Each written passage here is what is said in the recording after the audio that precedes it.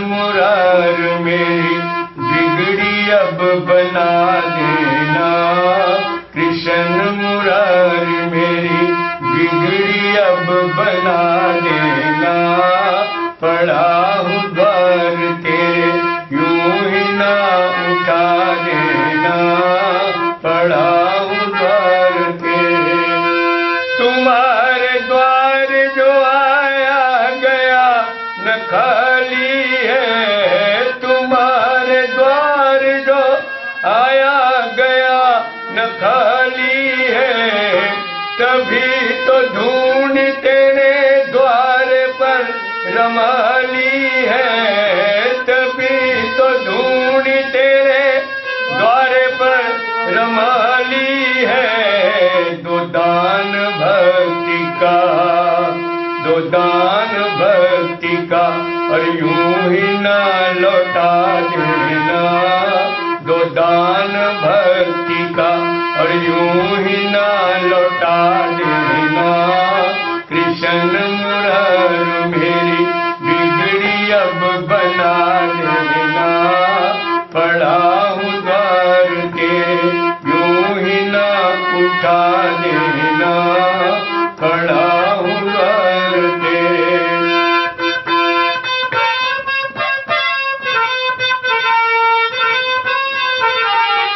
सभा में द्रौपदी ने सबको आजमाया था। सभा में द्रौपदी ने सबको आजमाया था। न पेश चल सकी तभी तुझे बुलाया था। न पेश चल सकी तभी तुझे बुलाया था। तेरा ही काम था, तेरा ही काम था बस चीरों का बढ़ा देना। कृष्ण मुरार मेरी बिगड़ी अब बना देना। पड़ा हूँ द्वार तेरे यूं ही ना उठा देना। कृष्ण मुरार मेरी बिगड़ी अब बना देना। पड़ा हूँ द्वार तेरे।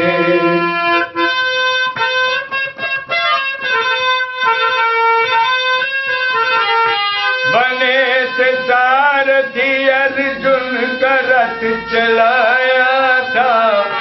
बने से सारथी अर्जुन का रथ चलाया था। हृदय में ज्ञान का एक दीप भी जलाया था। हृदय में ज्ञान का एक दीप भी जलाया था। सुनाया ज्ञान जो, सुनाया ज्ञान जो गीता का वो सुना देना। सुनाया ज्ञान जो गीता का वो सुना देना। कृष्ण मुरार मेरी बिगड़ी अब बना देना। कृष्ण मुरार मेरी बिगड़ी अब बना देना। पड़ा हूँ द्वार तेरे यूं ही ना उठा देना। पड़ा हूँ द्वार तेरे यूं ही ना उठा देना। कृष्ण मुरार मेरी बिगड़ी अब बना देना।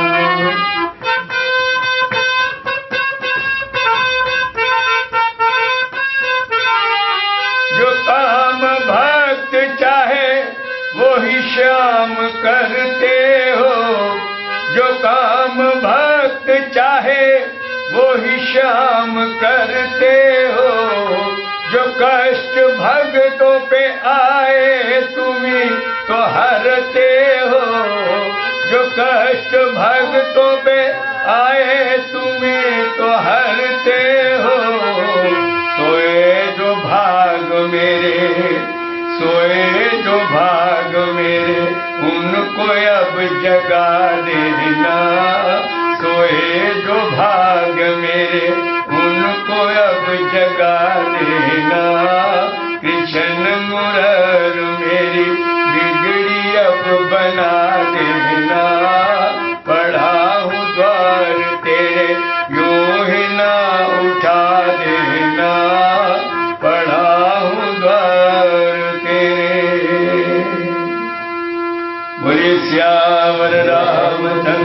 भगवान की जय। बड़े वृंदावन बिहारी लाल की जय। बड़े सद्गुरुदेव भगवान की जय। बड़े श्री महाराज जी की जय।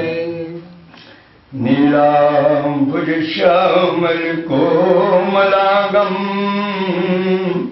सीता समारोपित वामिभागम पाणौ महा सायक चारुचापम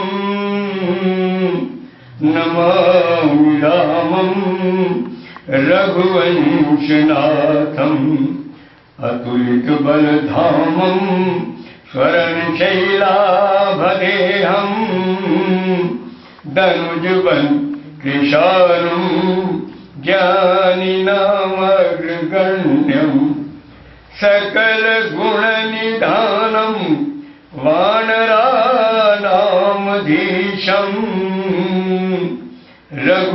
रघुपतिवरदूतं वातजातं नमामि। श्री तुलसी के पद कमल बार बार सिर नाय। रामचरित मानस विमल कथा कहूँ चित चाय। सियावर राम जय जय राम। सियावर राम जय जय राम। प्रसंग हमारा चल रहा है बालकांड मंगलाचरण का प्रथम सूरत कि जो सुमिरत सिद्धि होए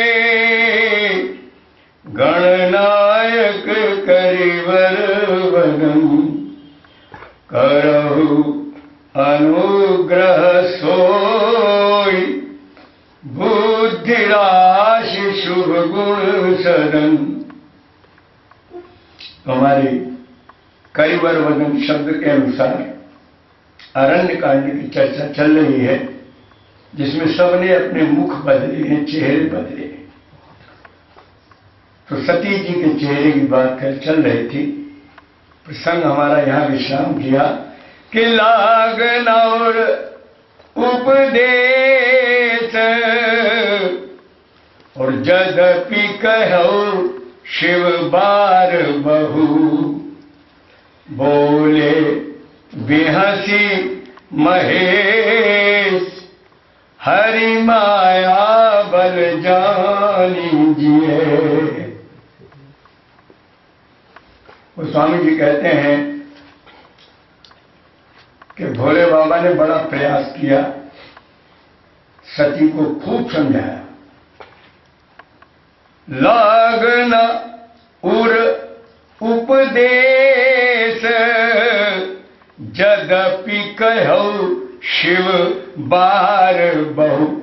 बहुत प्रकार से कहा, बहुत वेद में कहा, बहुत बार कहा, लेकिन कोई उपदेश उसके हृदय में नहीं लगा। तो गोस्वामी जी कहते हैं कि क्या सोचा भगवान शंकर ने, मुस्कुरा पड़े, बोले मेरे इतने प्रयास के बाद जब कोई इस पे असर नहीं होगा तो कुछ ये लीला भगवान की कुछ और ही लीला होने वाली है। इसीलिए कहते हैं कि बोले बेहसी महेश हरि माया। बोले अब ये ब्रह्म कोई लीला करनी चाहता है कि मोरे कहे न संशय जाई और विधि विपरीत भलाई नहीं। बोले मुझे लगता है कि वो भगवान ही इस पर उठा हुआ है, भगवान ही इसके विरुद्ध हो गया है। मेरे कहने पर अगर इसकी शंका निवृत्त नहीं हो रही तो इसका अर्थ ये है कि इसका कुछ अनिष्ट होना। सीधा सीधा भाव ये विधि विपरीत भलाई नहीं। बोले इसमें अब कुछ भला होने वाला दिखाई नहीं पड़ रहा। अब यहीं पर गोस्वामी जी ने लिखा है कि हुई है सोई जो राम रचि राखा को करी तर्क बढ़ावई शाखा। लोग इस चौपाई का बड़ा अनर्थ कर देते हैं अर्थ की जगह। सोचते हैं होई है सोई जो राम रची राखा, जो राम जी ने रच रखा है वही तो होगा, तो फिर कुछ करने की जरूरत क्या है, कुछ मत करो, पड़े रहो। जो राम जी ने रच रखा होना तो वही है, लेकिन ये सब गलत है। यही तो इस प्रसंग की ये पंक्ति है, और उसी प्रसंग पर तो मनन करना है कि भूत बावन भोले बाबा ने पहले क्या नहीं किया, इतना प्रयास किया, इतना प्रयास किया, इतना प्रयास किया, बाद में वो ये बात विचारते हैं कि जब प्रयास करने के बाद अगर आपका कोई प्रयास सफल नहीं होता, तब इस चौपाई को अपने जीवन में लागू करो, क्या भगवान की इच्छा से जो होगा तो होगा। और वैसे भी आप समझ लीजिए दो बातें अलग हैं, एक है करना और एक है होना। आपके और हमारे अधिकार में करना है, होना नहीं है। दुनिया कोशिश करती है, 6-6 फैक्ट्रियां लगाती है कि नफा होगा, लेकिन क्या जरूरी है नफा हो जाए? घाटे हो जाते हैं, फर्में उजड़ जाती हैं, आग लग जाती है, डकैती पड़ जाती है। तो भाव ये हम कर सकते हैं अपनी इच्छा के अनुसार, अपनी बुद्धि के अनुसार, लेकिन जो हम चाहते हैं वो हो जाए ऐसा कभी भी संभव नहीं है। होना वही है जो हमारे राम जी चाहते हैं, होगा तो वो है ना, राम कीन चाहे सोई होई, करे अन्यथा असने कोई। दुनिया में ऐसा कोई माई का लाल पैदा ही नहीं हुआ कि जो राम जी की इच्छा के खिलाफ कुछ भी अपनी इच्छा से कर सके। तो हमारा मतलब ये है कि इस पंक्ति को भी जीवन के साथ जोड़ें, लेकिन किस तरह से जोड़ें, इसका सदुपयोग करें। इसके साथ ये भी पंक्ति साथ में तो गोस्वामी जी लिखते हैं कि कर्म प्रधान विश्व करी राखा। ये पंक्ति भी मानस की है, वो पंक्ति भी मानस की है, दोनों में विरोधाभास दिखाई देता है। कर्म प्रधान विश्व करी राखा, और जो जस करई सो तस फल चाखा। तो हम लोग सोचते हैं कि भाई दुनिया में भैया जो करेंगे वही फल मिलेगा, ठीक है, इस पंक्ति का अर्थ यही है। अब उस पंक्ति का अर्थ है कि जो राम जी चाहेंगे वो होगा, तो वो है होगा, और ये है करना। करना और होना दोनों में बड़ा अंतर है। तो हमारा भाव क्या है कि जैसे भूत बावन भोले बाबा शंकर ने सारे प्रयास करके देख लिए, जब सारे प्रयास करने के बाद वो अपने प्रयास में असफल हैं, तब उन्होंने ये सोचा है कि हरि इच्छा भावी बलवाना। कहते हैं अब ये हरि की इच्छा है, इसलिए बलवान भावी है, क्योंकि भावी के लिए ये कहा जाता है कि जो तप करे कुमारी तुम्हारी, तो भावियों मेट सके त्रिपुरारी। यानी भावी को शंकर भगवान मिटाने में सक्षम है। और आपको मैंने कल जो पद सुनाया था उसमें आपने नोट किया होगा कि ब्रह्मा जी ने यही तो बताया कि जिसके माथे पर मैं सुख की एक लकीर नहीं लिखता हूं और ये उसकी सब लकीरें मिटा देता है, मुझे उनके लिए स्वर्ग बनाना पड़ता है। उन कंगालों के लिए जिनके जीवन में कभी एक राई भर सुख नहीं लिखा है, उनको मैं स्वर्ग सजाते सजाते नाको दम आ गया मेरा। ब्रह्मा जी कल यही तो शिकायत कर रहे थे। तो इसके मूल में भाव तो यही है कि भाई भावियों मेटी सकई त्रिपुरारी। जो ब्रह्मा जी के लेख हैं वो शंकर भगवान मिटा सकते हैं, लेकिन अब यहां पर शिव जी भी विचार कर रहे हैं, हरि इच्छा भावी बलवाना। इस भावी के साथ बलवान शब्द लग गया। बोले ये बलवान भावी है, ये उस ब्रह्म की भावी है, ये उस परमात्मा की भावी है, ये हमारे लोगों की नहीं है जिसको हम इधर से उधर कर दें। हरि इच्छा भावी बलवाना, तो हृदय विचारत शंभु सुजाना। भगवान शंकर हृदय में विचार करते हैं कि ये तो हरि इच्छा है, हमारी इच्छा काम नहीं करेगी। हमने कोशिश कर लिया, प्रयास कर लिया, लेकिन अब हरि इच्छा। इसीलिए कहा है कि बोले बेहसी महेश हरि इच्छा हरि महिमा बल जान जिए। मतलब वो भगवान की महिमा, भगवान की इच्छा, भगवान की भावी को समझ करके भूत बावन भोले बाबा शंकर जो है वो सोचते हैं कि हमारे करने का कोई काम बाकी इसमें नहीं है, हमने अपना प्रयास कर लिया। तो भाव मेरा कहने का ये है कि इस चौपाई का हम अपने जीवन में सही प्रयोग करें। पहले कोई भी आपके सामने समस्या है तो पहले आप अपने यथाशक्ति, यथा बुद्धि, आप यथा सामर्थ्य आप उसका प्रयास करिए।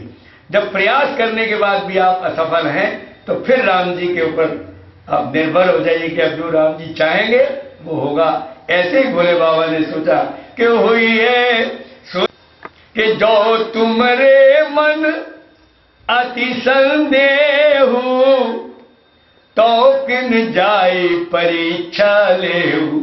बोले अगर तुम्हारे मन में बहुत ही संदेह गहरा पैदा हो गया है कि ये भगवान नहीं है, ये ब्रह्म नहीं है, ये साधारण मानव है, ये राजकुमार है, अगर तुम्हारे मन में ऐसा कुछ शंका आ गया है तो उनकी परीक्षा ले लो, बस इससे बढ़िया और क्या बात है।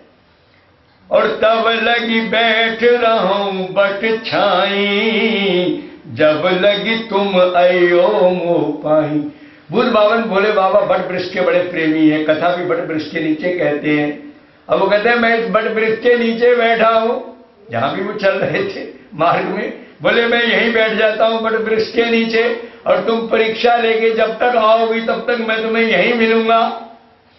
और उन्होंने एक संकेत दे दिया कि करियो तो जतन विवेक विचारी कि जैसे जाए मोह भ्रम भारी, जैसे जाए मोह भ्रम भारी। भोले बाबा ने संकेत दिया कि जिससे तुम्हारा भारी मोह और भ्रम चला जाए उस यतन को करना, परीक्षा में वो काम करना। करे सो जतन विवेक विचारी। अब आप समझ लीजिए मोह कैसे जाता है। अब बताइए, गोस्वामी जी संकेत दे दिए कि बिनु सतसंग न हरि कथा और ते ही बिन मोह न भाग। तो मोह के लिए सत्संग चाहिए, और ये झूठ संग करने जा रही है। इन्होंने चेहरा भी नकली बनाना है, अभी जा रही है, और झूठ भी बोलेगी। अब आप बताइए जो झूठ बोलेगा, जो नकली चेहरे को अडॉप्ट करेगा, उसका मोह कहां से जाएगा। और भोले बाबा ने पहले से संकेत दे दिया कि करो सो जतन विवेक विचारी कि जैसे जाए मोह भ्रम भारी। अब इसने किया क्या, पुणे पुणे हृदय विचार करी धरि सीता कर रूप। और आगे हुई चली पंथ तेही जेहि आवत नर भूप सियावर राम जय जय राम, सियावर राम जय जय राम। भाग क्या है, भाग कहने का ये है, भोले बाबा ने कहा करे उस जतन विवेक विचारी। शब्द पर ध्यान दें, विवेक और विचार दो चीजों से भोले बाबा ने कहा काम लेना। अब विवेक कहां से होता बताइए, बिनु सत्संग विवेक न होई। तो इसको विवेक कहां से होगा, जब ये सच को छोड़कर चल रही है तो इसके बाद विवेक भी नहीं है, और मोह भी नहीं जा सकता, क्योंकि मोह भी बिना सत्संग के, जब तक सत्य वस्तु तो परमात्मा है, सत्य का नाम परमात्मा का नाम है, परमात्मा का संग करे तब तो उसका मोह जाए। तो परमात्मा से विपरीत चल रही है तो कैसे मोह जाएगा। भगवान ने दोनों बातें कही हैं, करे सो जतन विवेक विचारी, विवेक भी और विचार भी, और जैसे जाए मोह भ्रम भारी। पर इसने विवेक से काम नहीं लिया, पुनि पुनि हृदय विचार करी धरि सीता कर रूप। तो पुनि पुनि हृदय विचार करी, केवल इसने विचार से काम लिया है, विवेक से काम नहीं लिया। और सबसे बड़ी मूर्खता क्या है, आगे हुई चली पंथ तेही। अरे कभी सीता आज तक जिंदगी में राम के आगे चली, आगे हुई चली पंथ तेही जेहि आवत नर भूप। मतलब जिस रास्ते से राम जी और लक्ष्मण जी आ रहे थे सीता को खोजते हुए, उनके आगे आगे चल रही थी। सबसे बड़ी मूर्खता है। अरे सीता जी तो हमेशा उनकी अनुगामिनी रही है भाई, उनके पीछे चलती हैं, लेकिन वो आगे आगे चल रही है। तो भाव कहने का क्या है कि सती कपट जाने असुर स्वामी, सती कपट जाने दुर स्वामी सब दर्शी सब अंतर्यामी, सब दर्शी सब अंतर्यामी। तो सुमिरत जाहि मिटे अज्ञाना, सुमिरत जाहि मिटे अज्ञाना, और सोई सर्वज्ञ राम भगवाना। और सती कीन चाह ताहु दुराऊ, सती कीन चाह ताहु दुराऊ। और देखहु नारी स्वभाव प्रभाव। गोस्वामी जी कहते हैं कि सुमिरत जाहि मिटे अज्ञाना, जिस राम के स्मरण मात्र से अज्ञान नष्ट हो जाता है। और उस प्रभु के लिए ये क्या कर रही हैं, ये छल कपट और अज्ञान का सहारा लेकर के और उनकी परीक्षा लेने चली है। सुमिरत जाहि मिटे अज्ञाना, सो सर्वज्ञ सब कुछ जानने वाले राम भगवाना। जो सब कुछ जानने वाले हैं, अब उनसे तुम दुराव करोगे तो क्या तुम्हारा कुछ छिप जाएगा। जब गोस्वामी जी ने स्पष्ट लिख दिया कि सो सर्वज्ञ, सर्वज्ञ का मतलब है जो बिल्कुल एक एक अणु परमाणु तक की जो सब जानते हैं, जो एक एक क्षण की, एक एक कण की, एक एक स्थान की सब कुछ जानते हैं, उनके आगे तुम दुराव कर रही हो। तो सती कीन चहताहु दुराऊ। गोस्वामी जी कहते देखहु नारी स्वभाव प्रभाव। तो स्त्री के स्वभाव की बात बताई है। रावण ने भी स्त्री के स्वभाव पर कुछ प्रकाश डाला है। जब मंदोदरी बड़ा डर जाती है, भयभीत हो जाती है, बड़ा उसको पति देव को समझाती है और वो मानता नहीं है, तो रावण ने समझाया मंदोदरी को, नारी स्वभाव सत्य कवि कहाई, अवगुण 8 सदा उर रहाई। अरे सास अनृत चपलता माया, भय अविवेक असौच अदाया। रावण समझाता है अपनी पत्नी को, कहता है देखो तुम जो डर रही हो ना, ठीक है, नारी स्वभाव है इसलिए डर रही, क्योंकि 8 दोष बताए स्त्री के स्वभाव में।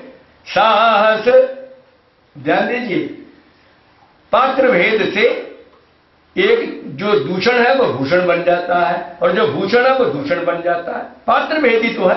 अब आप बताइए, क्या साहस कोई दोष है? साहस माने हिम्मत, साहस तो बड़ा गुण है, लेकिन नहीं, स्त्री के क्षेत्र में से दोष बताया है। पुरुष के लिए ये गुण है और स्त्री के लिए दोष। अब जो साहसी महिलाएं दुनिया में हुई भी हैं, जैसे झांसी वाली रानी थी, तो ये अपवाद है। आप समझ लीजिए, अगर 2-4 ऐसी स्त्रियां हो गई, तलवारें लेकर निकल पड़ी युद्ध क्षेत्र में, तो ये स्त्री की शोभा नहीं है, ये भी आप समझ लीजिए। तो वो तो मर्दाना थी, वो जनानी गर्ल थी, खूब लड़ी मर्दानी, वो तो झांसी वाली रानी थी, उसके साथ शब्द ही मर्दाना यूज हो रहा है कि नहीं? तो उसके अंदर स्त्रीत्व नहीं है। मतलब यहां बात हो रही है कि स्त्री के अंदर कोमलता, मधुरता है, और उसके मतलब शीलता, शालीनता, ये सब बातें फिर नहीं रहती हैं, इसलिए उसके लिए दोष है। तो साहस अनृत, अनृत माने झूठ, पहली चीज तो होगी साहस, ये दोष है। अनृत माने झूठ। चपलता, चपलता माने चंचलता, चंचल तो होता ही स्वभाव, स्त्री का स्वभाव बहुत चंचल है। स्वभाव तो अपने आप में ही चंचल है, चाहे वो स्त्री का हो या पुरुष का हो। चंचला है मना कृष्ण, तो मन तो होता ही चंचल है, और स्वभाव का डायरेक्ट लिंक जो है वो मन से ही है। तो साहस अनृत चपलता माया। माया, माया क्या अर्थ करें? माया माने धोखा, माया माने फ्रेम, माया माने झूठ, माया माने मोह, माया माने जो हो ना और दिखाई दे। भाई मां और या, मां माने नहीं, या माने जो है नहीं लेकिन दिखाई देता है, उसी का नाम तो माया है। और भैया माया बड़ी भयंकर चीज है। हरि माया बल जानी जिए। शंकर बाबा भी तो भगवान की माया का बल जान करके ही तो चुप हो गए। तो माया क्या है? कबीरदास जी ने बड़ा सुंदर विवेचन किया माया का कि माया महा ठगनी हम जानी, माया महा ठगनी हम जानी। बोले इससे ज्यादा ठगने वाला दुनिया में किसी को कोई नहीं है। अरे केशव के कमला हुई बैठी और शिव के भवन भवानी। बोले वही तो है, केशव के यहां कमला बन जाती है और शंकर के यहां भवानी बन जाती है। पंडा के मूरत हुई बैठी। बोले जो पंडित पुजारी लोग हैं वो मूर्ति में ही दर्शन करते हैं उसका, उनके यहां मूर्त बन के बैठी हुई है।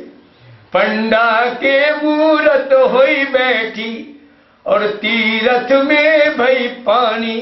और जो तीर्थ में गंगा जी जो बह रही है क्या है? तो माँ है भगवान की, चाहे सरजू जी है और चाहे गंगा जी है। तो बोले तीर्थ में वो पानी बन जाती है, पंडा क्या मूर्त बन जाती है, शिव जी क्या पार्वती बन जाती है और विष्णु क्या वो लक्ष्मी बन जाती है। और इसलिए क्या है? जोगी के जोगिन होई बैठी और राजा के घर रानी। बोले राजा क्या वो रानी बन जाती है, योगी क्या जोगिन बन जाती है। और काहू के हीरा हुए बैठी, किसी का हीरा बन जाती है, इतनी कीमती बन जाती है।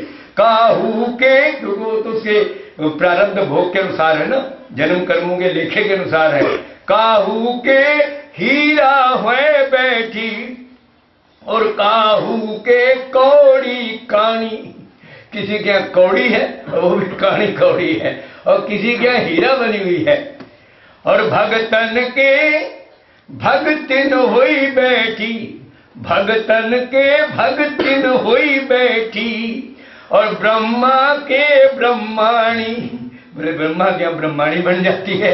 अब बताओ इसका कोई पार है? कहत कबीर सुनो भाई साधो और ये सब अकथ कहानी और माया महा ठगनी हम जानी। बड़ा सुंदर सुंदर विवेचन है। इसी माया को तो देखा, हरि माया बन जानी। भगवान शंकर भगवान की उस माया को जानते हैं ना, भुक्त भोगी हैं। कबीर जी ने एक और बहुत सुंदर पद लिखा कि रमैया की दुल्हन ने लूटा बाजार। अब ये रमैया की दुल्हन कौन है? माया। रमैया की दुल्हन ने लूटा बाजार। रमैया वही है जो सब में रमण करता, वही तो रमैया है, वही परमात्मा है, कोई राम है। तो उसकी दुल्हन कौन है? माया। रमैया की दुल्हन ने लूटा बाजार, सुरपुर लूटा नागपुर लूटा और तीन लोक मच हाहाकार। बोले तीनों लोगों को हिला के रख देती है ये रमैया की दुल्हन। ये भगवान की माया भगवती ये ऐसी है, किसी को बख्शती नहीं है। और ब्रह्मा लूटे शिव जी लूटे। इसने ब्रह्मा को भी ठग लिया, शिव जी को भी ठग लिया, छोड़ा किसी को नहीं। ब्रह्मा लूटे शिव जी लूटे और नारद मुनि के परी पिछार और श्रृंगी की मिंगी करी डारी और पारासर के उदर बिदार।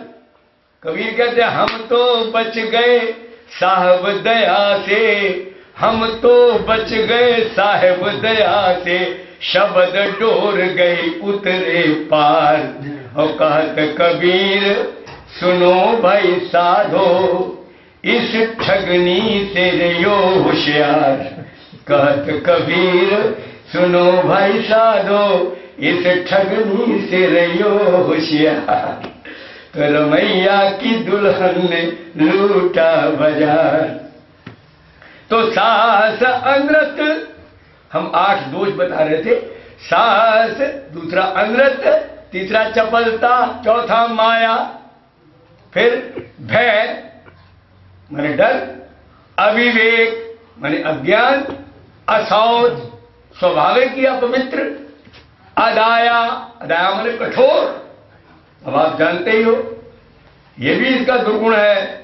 जब ये काली बन जाती है, चंडी बन जाती है, जब कठोरता धारण करती है तो हिला के रख देती है दुनिया में। ये भी दोष है इसके अंदर। तो रावण ने 8 दोष बता दिए। तो यहां पर बात क्या चल रही थी कि सुमिरत जाहि मिटई अज्ञाना और सो सर्वज्ञ राम भगवाना, और सती कीन चैताऊ दुराऊ, और देखहु नारी स्वभाव प्रभाव। गोस्वामी जी बताते हैं कि देख लो स्त्री का स्वभाव क्या है, उस सर्वज्ञ परमात्मा के आगे भी दुराव हो रहा है। जोरी पानी प्रभु की न प्रणाम। अब भगवान को जब मिल गई आके तो जोरी पानी, सोचा तुमने ये था कि राम जी आएंगे मुझे पकड़ लेंगे, अरे हम तुझे खोजते फिर रहे हैं और तू यहाँ टक्करे खा रही है? लेकिन वहां कुछ और ही लीला हो रही है। वहां तो लीला ये हो रही है कि जोरी पानी प्रभु की न प्रणाम, और पिता समेत लीन निज नाम, और कहा बहोरी कहा वृष के तू, और विपिन अकेली फिरो के हेतु। अब भगवान ने जब ये पूछ दिया तो घड़ों पानी पड़ गया उनके ऊपर। क्यों? भगवान ने कहा दशरथ नंदन राम आपको साक्षात प्रणाम करता है, और हे मैया, मैया कह रहे हैं, वो बनी हुई है सीता। अब भगवान कह रहे हे मैया, ये तो बताओ भूत वाहन भोले बाबा को कहाँ छोड़ दिया? विपिन अकेली फिरो के हेतु, ये तो बताओ घनघोर जंगल में अकेली क्यों मटक रही हो? वो भूत भावन कहाँ है? तो राम वचन मृदु गूढ़ सुनी, एक एक शब्द विचारनी है। राम के वचन कहते हैं बड़े मृदु, बड़े कोमल, बड़े मुलायम, बड़े मीठे। राम वचन मृदु, लेकिन गूढ़, कितने गूढ़ है उसके अंदर तक चुभ गए, कलेजे में चुभ गए, घड़ों पानी पड़ गया उसके ऊपर कि मैं सीता बनी खड़ी हूं और ये कहते हैं मैया, ये मुझे मैया बोल रहे हैं, इन्हीं को मैं डाउट कर रही थी है। क्या करें, क्या कर कुछ नहीं सकती। तो राम वचन मृदु गूढ़ सुनी, उपजा अति संकोच। मतलब इतनी संकुचित हो गई, इतनी शर्मिंदा हो गई, इतनी पानी पानी हो गई कि वो सोचती है कि मैं किधर जाऊं, क्या करूं। मतलब उसके बाद कोई चारा नहीं था कि वो अपनी सुरक्षा कर सके। बिल्कुल बेशर्म होकर के अब खड़ी है, वो कर कुछ नहीं सकती। गोस्वामी शब्द लिख दिए अति संकोच, उपजा अति संकोच। सती सभीत, डरी हुई, भयभीत हो गई। सती सभीत महेश पही, चली हृदय बड़ सोच। सियावर राम जय जय राम, सियावर राम जय जय राम। सती जो है वो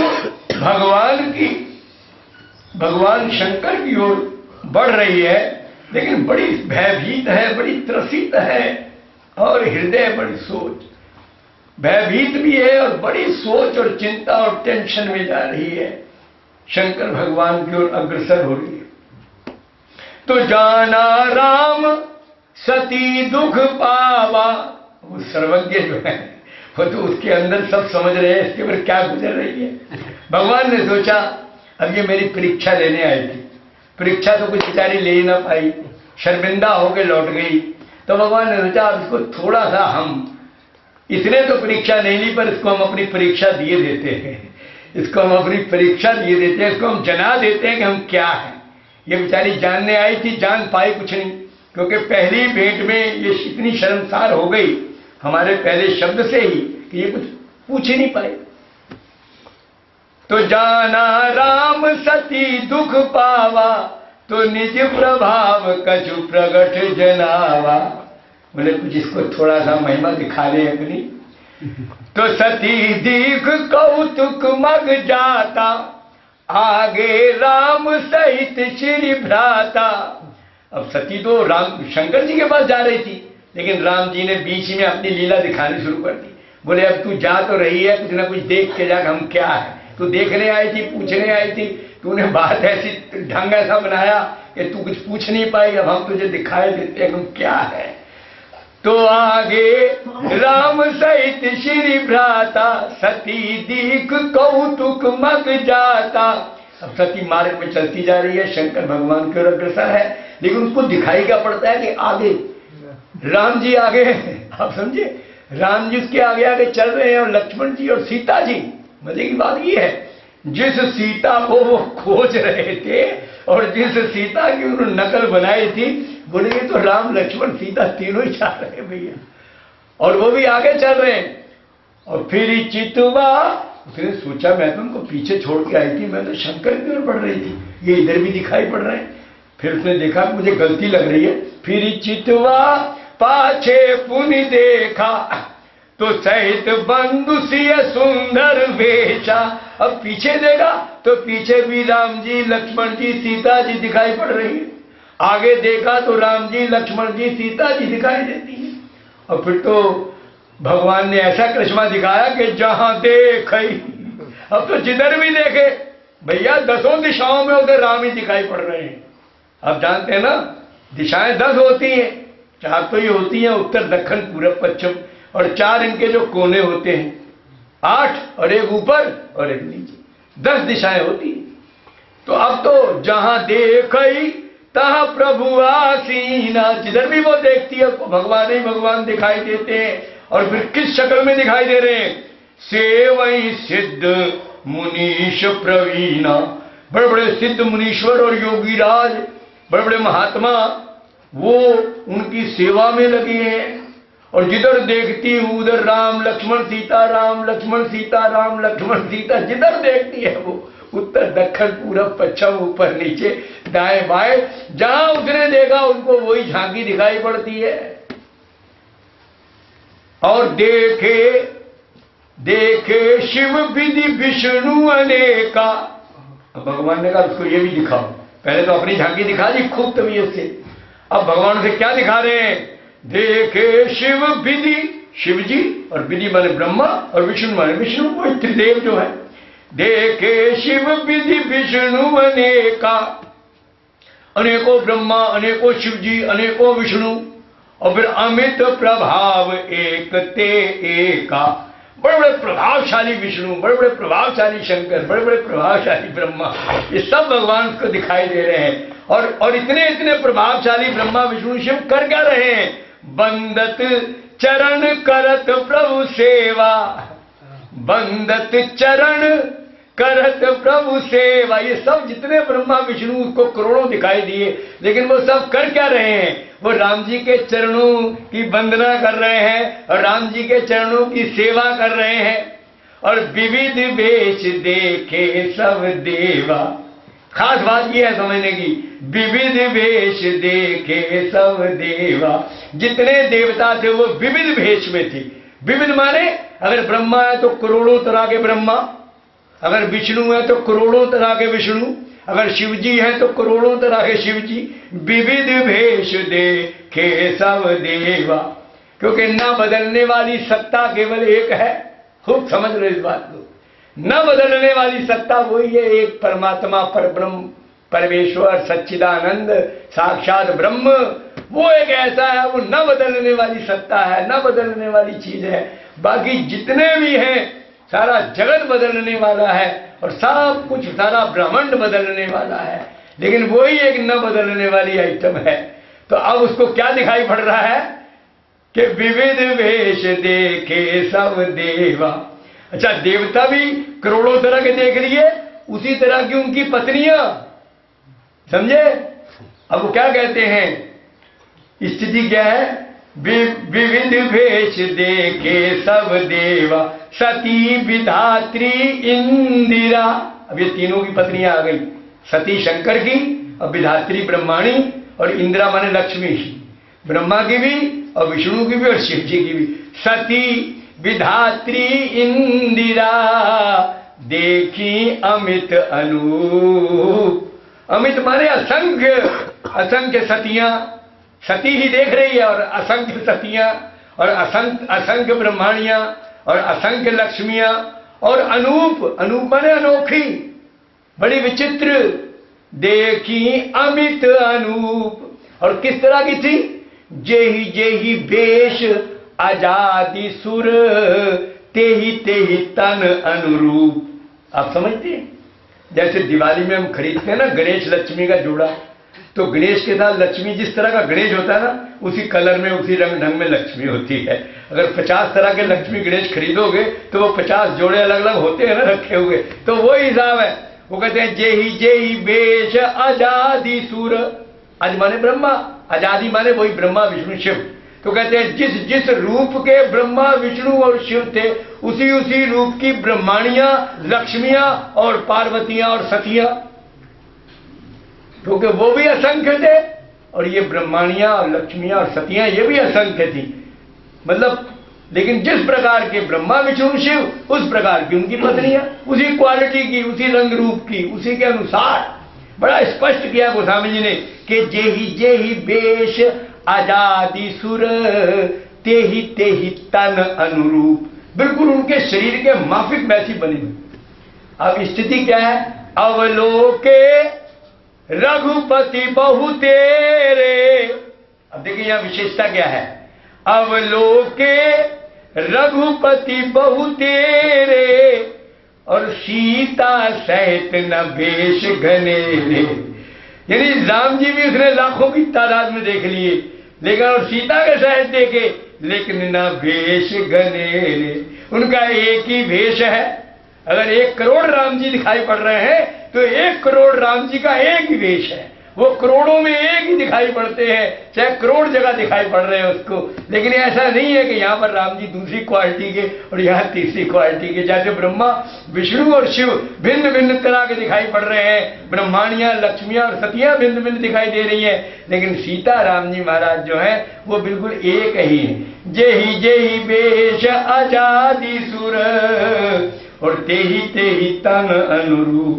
लेकिन यहां लिखा कि अवलोके रघुपति बहु तेरे और सीता सहित न भेष घनेरे।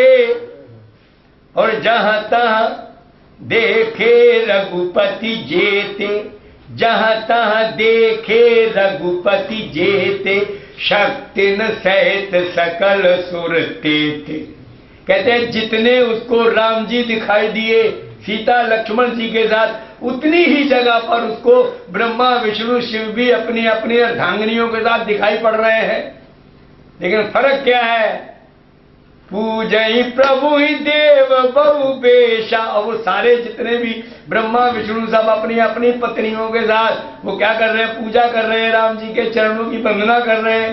पूजई प्रभु ही देव बहु बेशा, पर राम रूप दूसर नहीं देखा। अरे सोई रघुवर सोई लक्ष्मण सीता, और देखी सती अति भई सभीता। जिस समय उसने देखा ना तो राम बदलते हैं, न लक्ष्मण न सीता, और सब दुनिया मुझे बदली हुई दिख रही है। सतियां भी उसने करोड़ तरह की सतियां देख ली सती ने। तो भाव क्या है? करोड़ तरह के विष्णु शिव जी देख लिए, पर सोई रघुवर सोई लक्ष्मण सीता, और देख सती अति भई सभीता। अब तो बड़ी डर गई, बड़ी भयभीत हो गई, और स्थिति क्या हो जाती है? हृदय कंप तन सुधि कछु नाई। बस राम जी ने इतना ड्रामा उसको दिखा दिया, बोले मेरे को टेस्ट करने आई थी, कुछ तो देख के जाए कम से कम। कि हृदय कंप, तो उसका हृदय कांप रहा पूरी तरह से। तन सुधि कछु नाई, उसको शरीर की होश भी जाती रही, हृदय कांप रहा है। और नैन मूंद बैठी मगमाई। अब तो आंखें बंद करके बैठ गई। बोले मैं क्या करूं, मेरा दिमाग चकरा रहा है, ये मुझे क्या दिखाई पड़ रहा है चारों तरफ। तो आंखें बंद कर ली और सड़क में ही बैठ गई। नैन मूंदी बैठी मगमाई। राम जी ने देखा कि बहुत दुखी हो गई है देख देख के, तो बहुरी बिलो के ओ नैन उघाड़ी। फिर 2 मिनट बाद उसने आंखें खोल के देखा कि अब देखूं, तो कछु नदी कता दक्ष कुमारी। गोस्वामी जी ने वही शब्द दे दिया, दक्ष कुमारी। बड़े बड़ी दक्ष है, क्योंकि दक्ष की पुत्री है, बड़ी चतुर चालाक बनती है। लेकिन अब इसको कुछ दिखाई नहीं पड़ रहा है। तो गई समीप महेश तब, और हंसी पूछी कुशलात। और लीन परीक्षा कवन विधि, कहु सत्य सब बात सियावर राम जय जय राम, सियावर राम जय जय। भाव क्या है कहने का? भाव ये, गई समीप महेश तब, महेश के पास चली गई, हंसी पूछी कुशलाल। भूत बावन बड़े हंसकर मुस्कुराकर बात करते। अब जरा ध्यान दे, अरे जो पत्नी पति की अवहेलना करके गई है, अवहेलना ही करके तो गई है, इतनी टक्करें मार ली समझाने की, लेकिन नहीं मानी, तो देखा जाए तो पति की त्योड़ी चढ़ी होनी चाहिए, पति की भ्रिकुटी जो है वो टेढ़ी हो जानी चाहिए ऐसी स्त्री के लिए, लेकिन नहीं। भोले बाबा की विशेषता क्या है? जब वो गई है तब भी बोले बेहसी महेश तब, है तब भी हंस करके बोले, और अब भी, अब वो आई है तो अब भी मुस्कुरा रहे हैं, है? तो भाव हमारा कहने का क्या है? गई समीप महेश तब हंसी पूछी कुशला। इसके माने भोले बाबा को जरा भी क्रोध नहीं है, जरा भी रुष्ट नहीं है, जरा भी पति की अवहेलना करने का उन्हें मलाल नहीं है कि इसने मेरी अवहेलना की है, मेरी बात को इसने माना नहीं है, हैं? टकरे खा के आ रही है, लेकिन नहीं, उसी मुस्कुराहट के साथ भगवान उसको मिले हैं। कोई राय भर भी भगवान के चेहरे पर शिकन नहीं है, लेकिन हाँ, ये भगवान को जरूर डाउट हो चुका था कि अब ये जो है हो सकता है कि मेरे से झूठ बोले, उन्हें शक था, इसलिए उन्होंने कहा है कि लीन परीक्षा कवन विधि, कहु सत्य सब बात। बस यहीं पर वो फेल हो गई है। भूत बावन ने कहा कि सच्ची सच्ची बात बता दो, तुमने परीक्षा कैसे ली है? तो बस उनकी बात ही शुरू ही झूठ से हो रही है। कछु न परीक्षा लीन गुसाई, और कीन प्रणाम तुम्हारे नहीं। बोले हमने महाराज कोई भी परीक्षा नहीं लिया, हमें विश्वास हो गया कि जब आप कह रहे हो तो गलत थोड़ी आप कह रहे होंगे, जैसे आपने प्रणाम किया था वैसे हमने भी उनको प्रणाम कर दिया, और प्रणाम करके हम चली आ रही हैं। अब भोले बाबा को राय भर भी उसकी बात पर विश्वास नहीं है, इसलिए तब शंकर देखो धरि ध्याना, और सती जो कीन चरित सब जाना। भाई इतना ही अंतर है राम जी में और शंकर जी में, इतना अंतर है कि शंकर जी को सती की उस लीला को समझने के लिए ध्यान अवस्थित होना पड़ा। तब शंकर देखो धरि ध्याना, हमारे राम जी को यह नहीं करना पड़ता है, समझे नहीं? सती कपट जाने सुर स्वामी, और सब दर्शी सब अंतर यामी। तो सती के कपट को वो तुरंत जान जाते हैं, लेकिन भूत बावन भोले बाबा को सती के चरित्र को जानने के लिए ध्यानावस्थित होना पड़ता है। तो तब शंकर देखे उधर ध्याना, और सती जो कीन चरित सब जाना। अब स्थिति क्या है? बहुरी राम माया सिर नावा। माया की कथा मैंने आपको सुनाई दी है। अब भूत बावन भोले बाबा माया को ही मत्था टेकते हैं, जो राम जी की माया बनी उसी का खेल है, और उसी ने इनसे झूठ बुलवाया है। बहुरी राम माया सिर नावा, और प्रेरी सती जही झूठ कहा। तो परम पुनीत न जाए तजी, किए प्रेम बड़ पाप। और प्रगट न कहत महेश कछु, हृदय अधिक संताप। सिया वर राम जय जय राम, सिया वर राम जय। गोस्वामी जी लिखते हैं, जब इस उलझन में भोले बाबा आ गए तो तब शंकर प्रभु पद सिर नावा, और सुमिरत राम हृदय से आवा।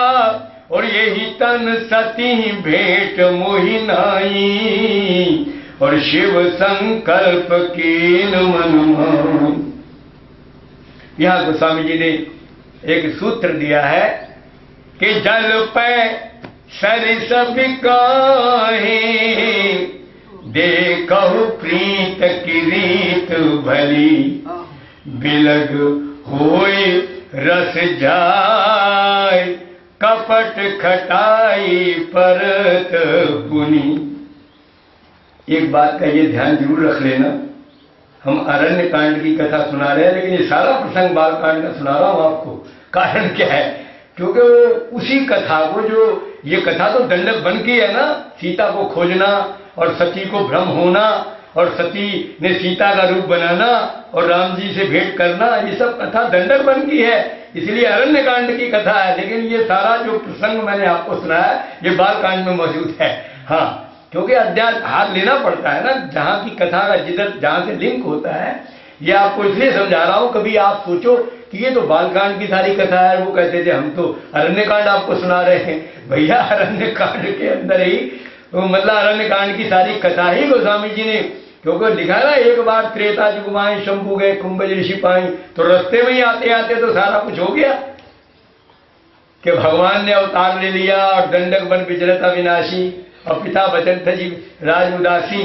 तो इस प्रकार से मेरा भाव ये कहने का है, यहाँ गोस्वामी जी क्या लिख रहे हैं कि जल पे सरिस बिकाहे, देखहु प्रीत की रीत भली, बिलग होय रस जाय, कपट खटाई परत पुनि। कहते हैं प्रेम का बड़ा विलक्षण रिवाज है। गोस्वामी जी प्रेम की बात कर रहे हैं, बोले प्रेम जो है बड़ा विलक्षण है। क्यों? स्थिति क्या है कि जल पे, जल माने पानी, पे माने दूध, जल पे सरिस बिकाई, सरिस माने इक्वल, बराबर, उसी रेट में बिक जाता है पानी भी दूध में मिलकर। अगर दूध 22 रुपए लीटर आ रहा है तो उसमें एक लोटा पानी छोड़ दो तो वो भी 22 रुपए लीटर बिक गया, जबकि उस लोटे की कोई कीमत नहीं है। तो कहते हैं जल पे, दूध और पानी, सरिस इक्वल भाव पर, समान भाव पर, बिकाही, देखहु प्रीत की रीत भली। बोले प्रेम का दस्तूर कितना निराला है, प्रेम का रिवाज कितना उत्तम है कि जल भी दुग्ध के भाव में बिक जाता है। लेकिन क्या होता है? बिलग होय रस जाय। लेकिन बोले ये दोनों प्रेमियों का प्रेम बड़ा विचित्र है। दूध और पानी का प्रेम जो है ये एक मिसाल है, बड़ी जबरदस्त मिसाल है। आप सोचिए, दूध और पानी जब मिल जाते हैं तो राई भर उनमें अंतर रहता है। आप पहचान कर सकते हैं कि इसमें दूध कहाँ है पानी कहाँ है, वो एक जान हो जाते हैं। और उसके बाद स्थिति क्या, अगर आप उसको औटाने में रखेंगे तो सबसे पहले कौन जलता है? आप बताइए। पानी जलता है। पानी कहता है मित्र, अगर तूने मेरे को इतना अपग्रेड कर दिया है, अगर तूने मुझे शून्य से और इतना ऊंचा बना दिया है, तो मैं भी वफादारी में कमी नहीं करूंगा। अगर तेरे पे आंच आने से पहले मैं जल जाऊंगा तब तेरे पे आंच आएगी। आप दूध गर्म करिए, पहले पानी ही जलता है, पहले दूध नहीं जलता।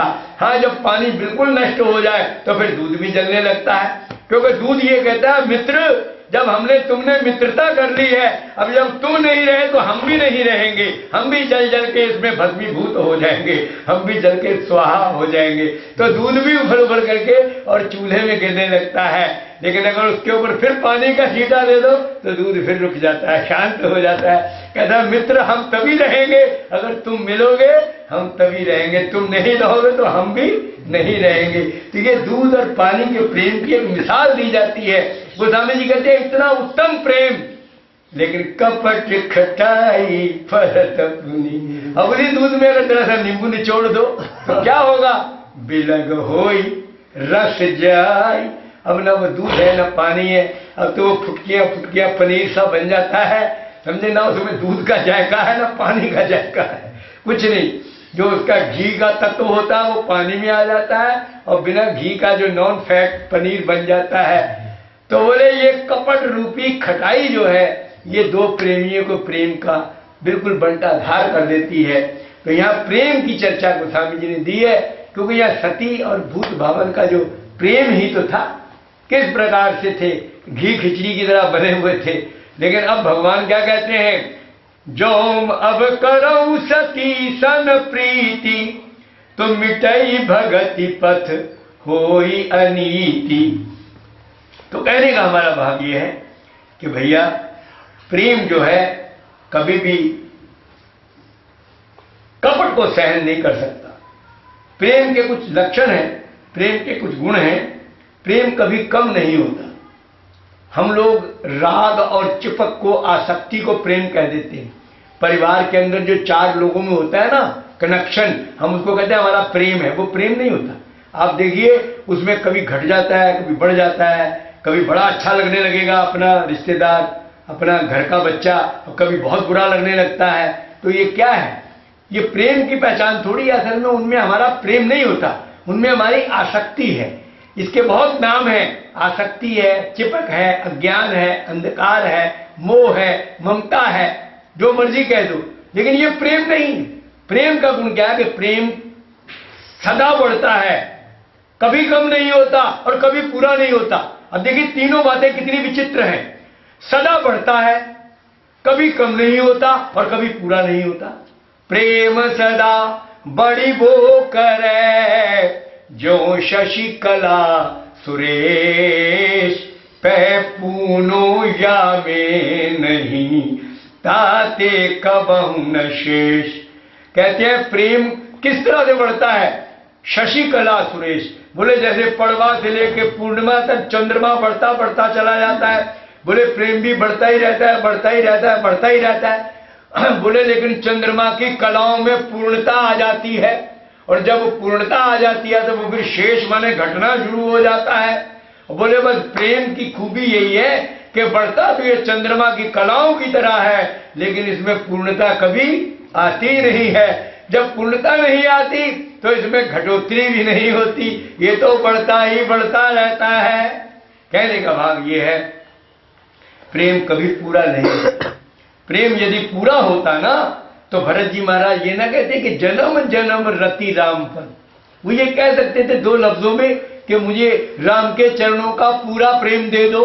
भाई प्रयागराज पर उन्होंने एक भीख ही तो मांगी है ना कि मांगो भीख त्याग निज धर्मू, और आरत काह न करे कुकर्मू, कि अर्थ न धर्म न काम रुचि गति न कहूं निर्वाण, और जन्म जन्म रति राम पद यह वरदान दान। अगर ये राम पद रति पूर्णता को प्राप्त होने की स्थिति में होती तो ये जन्म जन्म कहने की क्या जरूरत थी? ये कह देते कि मुझे पूर्ण रामचरण अरविंद की रति दे दो बस। लेकिन चूंकि पूरी नहीं होती, सीता राम चरण रति मोरे, अनुदिन बढ़ई अनुग्रह तोरे। तो भैया ये दिन दूनी रात चौगनी बढ़ने वाली वस्तु है। तो ये प्रेम की खूबी आपको बता रहा था कि प्रेम क्या है। प्रेम की विशेषता ये है कि भैया कभी कम नहीं होता, सदा बढ़ता है, और कभी पूरा नहीं होता, और कपट से नष्ट हो जाता है। और दूसरी बात और समझ लो, प्रेम कभी छिपाए से छिपता नहीं है। बैर प्रीति नहीं दुरई दुराए, कभी भी नहीं छिपेगा, चाहे बैर हो और चाहे प्रेम हो। और सुन लो, एक मुझे शेर याद आ गया, बड़ा सुंदर शेर है, बहुत बढ़िया शेर है, उर्दू के राइटर का है। कहते हैं मकतबे इश्क का दुनिया में है निराला सबक। शब्दों को समझ लीजिए। मकतब माने स्कूल, मकतब कहते हैं स्कूल को। इश्क माने प्रेम, इसके मिजाजी और इसके हकीकी। जो दुनियावी प्रेम होता है जिसे हम राग और चिपक और आसक्ति कहते हैं, उसे उर्दू में इश्क मिजाजी कहते हैं। और जो भगवान की लगन है उसको हकीकी इश्क कहते हैं, जिसका सच्चा प्रेम परमात्मा से। तो अब वो क्या कहता है? वो इश्क की बात कर रहा है, प्रेम की बात करता है कवि कि मकतबे इश्क का, प्रेम की पाठशाला का, दुनिया में है निराला सबक। दुनिया में निराला ही पाठ है, सबक माने पाठ। कहते हैं प्रेम की पाठशाला का पाठ दुनिया से निराला है। बोले क्यों? बोले और जितनी दुनिया की पाठशालाएं हैं इनमें क्या होता है कि अगर आपने इंटरमीडिएट का पाठ याद कर लिया तो इंटरमीडिएट से छुट्टी। अब आप बीए में आ गए, बीए का पाठ याद कर लिया तो बीए से छुट्टी, अब आप एमए में आ गए। तो मतलब जो आप पाठ याद कर लेते हैं उस पाठ से छुट्टी मिल जाती है, आपको नया पाठ्यक्रम मिलता है। यही तो सिस्टम है दुनिया में लेकिन बोले प्रेम की पाठशाला में ऐसा नहीं होता। बोले ये पागलों की पाठशाला है। अरे उसको छुट्टी न मिली जिसको सबक याद हुआ। क्या समझे? मकतबे इश्क का दुनिया में है निराला सबक, उसको छुट्टी न मिली जिसको सबक याद होगा। बोले ये प्रेम का पाठ जिसको याद हो जाता है फिर उसको जिंदगी भर छुट्टी मिल ही नहीं सकती, जबकि दुनिया की पाठशालाओं से छुट्टी मिल जाती है। जौन सा पाठ याद कर लो उससे छुट्टी, चौथा क्लास याद कर लो तो चौथे से छुट्टी, पांचवें का पाठ याद कर लो तो पांचवें से छुट्टी। बोले लेकिन ये प्रेम की पाठशाला का जो स्कूल है ये ऐसी पाठशाला है और ये ऐसा पाठ है जिसने एक दफा पढ़ लिया बस उसको फिर छुट्टी मिल ही नहीं सकती, वो तो उसके साथ जीवन भर चलता है। बोले राजा रामचंद्र भगवान की जय, बोले वृंदावन बिहारी लाल की जय, बोले सदगुरुदेव भगवान की जय, बोले श्री महाराज जी की जय। जय जय सीताराम। 3:30 से 4:30, पंडित जी 3:30 से 4:30।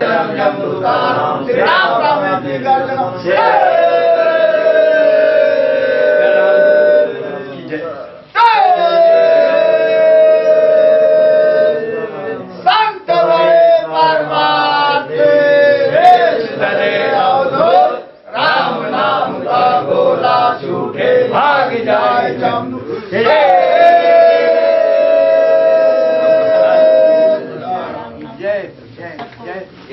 हाँ भैया।